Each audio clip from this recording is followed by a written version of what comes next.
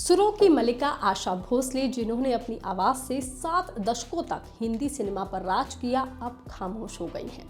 लेकिन क्या आप जानते हैं कि आशा ताई सिर्फ एक महान गायिका ही नहीं, बल्कि एक बहुत ही कमाल की बिजनेस विमेन भी थी। जिस दौर में महिला कलाकारों के लिए अकेले घर चलाना और खुद की पहचान बनाना एक बड़ी चुनौती थी, उस दौर में उन्होंने अपनी मेहनत और काबिलियत के दम पर करोड़ों का साम्राज्य खड़ा किया था। लेकिन इसकी कीमत आज क्या है? आशा भोसले कुल कितने करोड़ की मालकिन थी, उनकी नेटवर्थ क्या थी और उन्होंने इतनी बड़ी संपत्ति कैसे बनाई थी? चलिए हम आपको बताते हैं।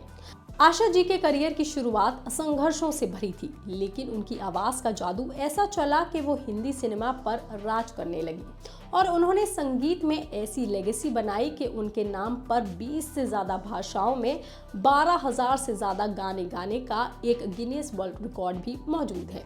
वो अपनी आवाज को हर जॉनर में ढाल सकती थी और हर तरह के गाने गा सकती थी। उन्होंने इसी टैलेंट से सबसे ज्यादा कमाई भी की थी।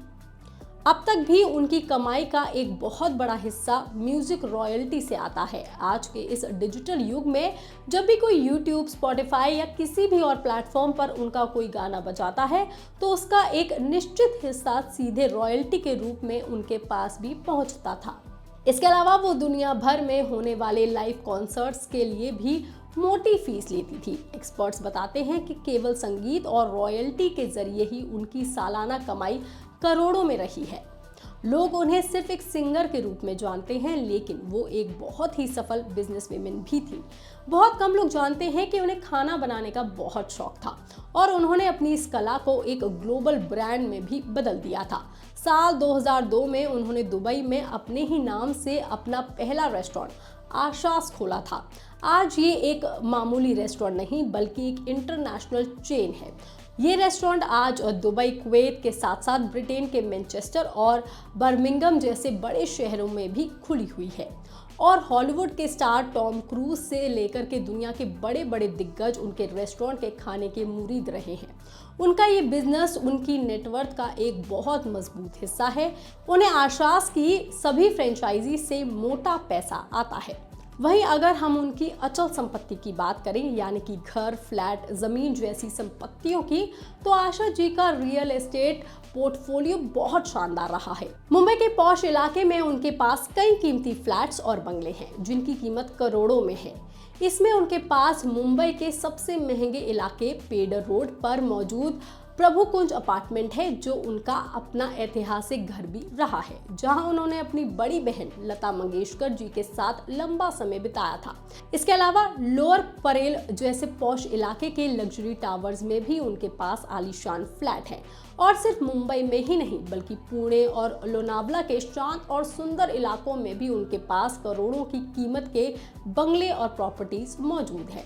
इसके अलावा उनकी चल संपत्ति की बात करें तो उन्हें गाड़ियों का बहुत शौक था, क्योंकि लग्जरी लाइफस्टाइल उनको बहुत पसंद था। उनके कलेक्शन में रॉयल्स रॉयस भी थी और इसके अलावा उनको सबसे ज़्यादा चलना जिन गाड़ियों से पसंद था, उसमें उनके पास ऑडी और मर्सिडीज जैसी प्रीमियम गाड़ियां मौजूद हैं।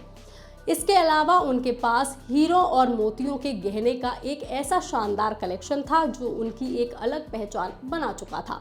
अक्सर सिंगिंग शोज और खासकर की आयोजनों में उन्हें मोतियों और हीरो के बेहतरीन गहने पहने हुए देखा जाता था, जो उनके व्यक्तिगत की सादगी को भी चार चांद लगा देता था।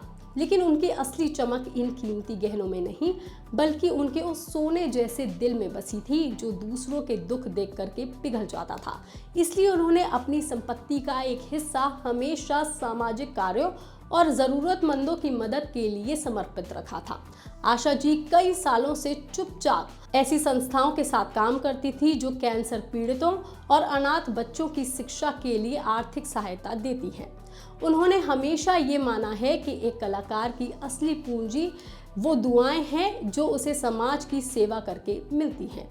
और इन सभी को मिलाकर के उनकी कुल नेटवर्थ लगभग 200 से 250 करोड़ रुपए के आसपास आंकी जाती है।